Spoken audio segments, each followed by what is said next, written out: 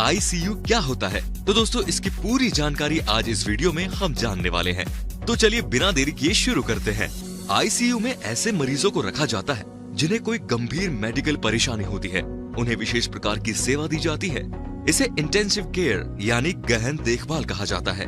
अस्पताल के जिस वार्ड में ये सेवा दी जाती है उसे इंटेंसिव केयर यूनिट यानी आईसीयू यानी गहन देखभाल इकाई कहा जाता है।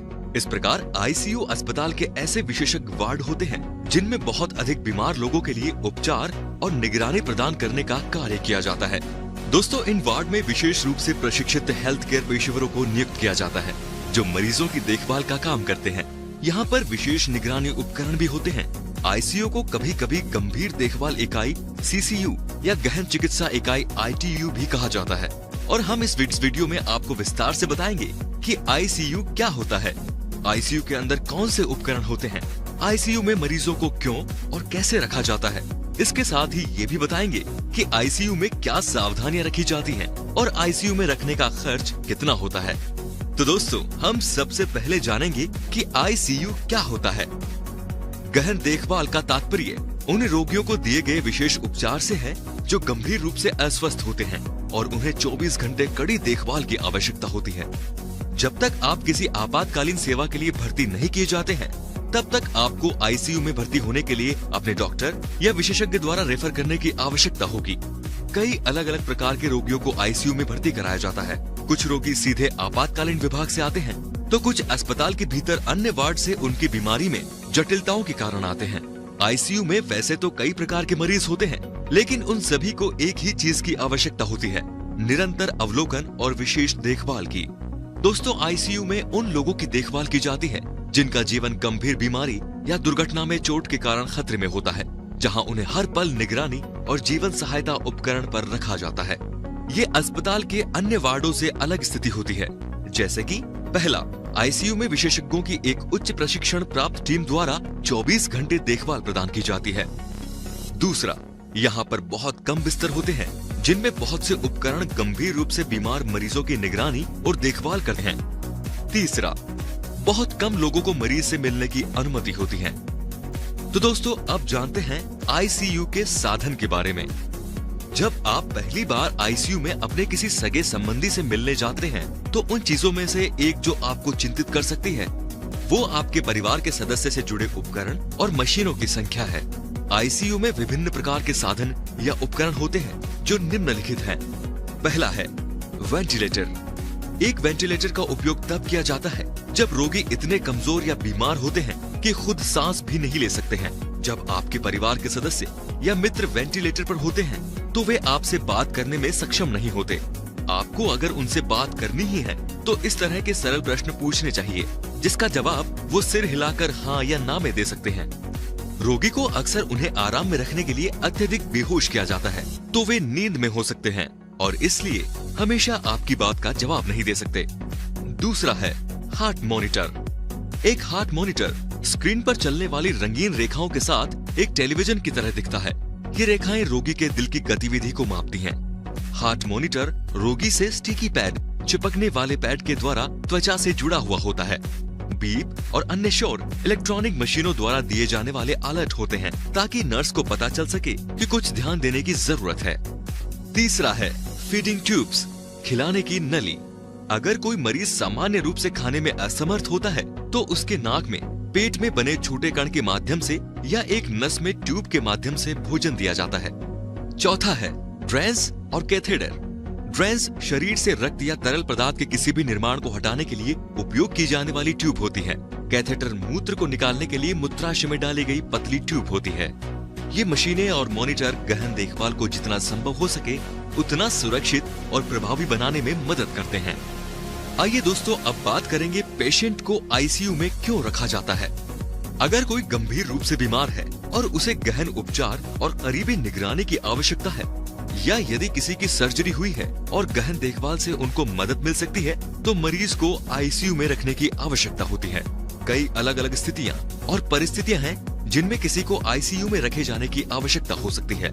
कुछ सामान्य कारणों में शामिल है जैसे कि कोई बड़ी सर्जरी की गई हो, गंभीर दुर्घटना जैसे कार दुर्घटना, गंभीर रूप से जलने पर इसके बाद के उपचार के लिए, किसी भी प्रकार की गंभीर बीमारी, उदाहरण के लिए heart fail, kidney fail, stroke या दिल का दौरा, इन सब के होने पर, किसी गंभीर संक्रमण के दौरान, उदाहरण के लिए निमोनिया, सेप्सिस, इनके इलाज के लिए, यदि कोई बच्चा समय से पहले पैदा हो या गंभीर बीमारी के साथ पैदा होता है, बच्चों के लिए आमतौर पर नियोनेटल इंटेंसिव केयर यूनिट या NICU नामक एक विशेष ICU होता है। और दोस्तों, अब जानते हैं कि पेशेंट को ICU में कैसे रखा जाता है। ICU में मरीजों पर ICU कर्मचारियों की एक टीम द्वारा बारीकी से निगरानी रखी जाती है और कई ट्यूबों, तारों और केबल्स द्वारा उपकरण से मरीजों को जोड़ा जाता है। आमतौर पर प्रत्येक 1 या 2 रोगियों के लिए एक नर्स होती है। ICU में रोगियों को मशीनों की एक विस्तृत श्रृंखला से जोड़ा जा सकता है, लेकिन जो सबसे आम मशीनें हैं वे हार्ट मॉनिटर और कृत्रिम वेंटिलेटर हैं। कई ICU मशीनें बीप की ध्वनि करती हैं और यदि रोगी की स्थिति में कोई बदलाव होता है तो कर्मचारियों का ध्यान रोगी की तरफ आकर्षित करने के लिए शोर करती हैं और अलार्म बजाती हैं। जो मरीज स्वयं भोजन नहीं कर पाते हैं, उन मरीजों को तरल पदार्थ और पोषक तत्व या अन्य तरल पदार्थ के लिए कई ट्यूब लगाने की भी संभावना होती है। ICU में कई प्रशिक्षित कर्मचारी होते हैं।